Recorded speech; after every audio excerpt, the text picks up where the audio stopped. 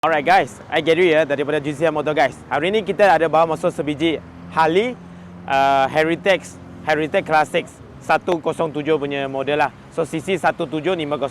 Alright, tahun register 2023. Dengan harga jualan kita nak offer 90,000 sahaja cash. Saya potong nama cash lah. 90,000 kita offer. Condition motor tip-top macam baru punya condition lah, berkilat lagi. Alright, so ada free warranty setahun bagi korang. Kalau loan kredit minimum deposit 100, bulanan 1,500 lebih selama 7 tahun. Kalau ada credit card, kalau limit cukup pun boleh bayar guna credit card. Lepas tu buat installment dengan bank korang, zero interest. Up to 5 tahun. Boleh PM kita untuk dia punya TNC. Kalau nak jual motor ke nak trade motor pun boleh PM, kita bagi harga cantik. Penghantaran seluruh Malaysia termasuk Sabah Sarawak, boleh tolong uruskan. PM kita lah. Alright, jom kita tengok motor. Motor tu berkilat lagi lah. Kita start daripada tayar dulu.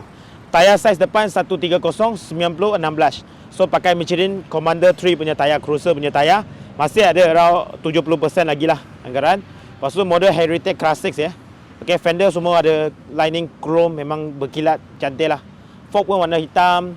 Okay, tengok depan. Lampu LED guys. Lampu LED, ada spotlight lagi. Alright. Nombor brake on akan ambil balik, akan masuk nombor baru. Engine guard dia dah tambah. Ini engine guard dah tambah. So ini engine 107, maksudnya CC 1750cc lah. Alright, tangki pun warna hitam, warna hitam. Memang solid lah. Lepas tu exhaust Cobra. USA punya exhaust Cobra. Okay, slip on.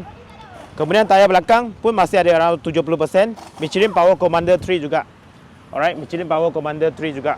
Size 150 80/16 kalau tak silap saya. Memang bunga banyak lagi. So ada siap dengan side panel. Ini dia nampak macam kulit tapi original Harley ya. Dia dalam tu dia ada cover punya. Okay, ada PVC punya. So memang tahan lah. Okay, Harley original punya. Alright, seat semua pun lawa, double seater. Okay, lepas tu korang tengok ni. Okay, mileage 18,000 guys. Okay, ada petrol indicator, ada ABS brake. Okay, kita start bagi korang tengok. Motor pakai keyless ya, tak pakai kunci, pakai keyless.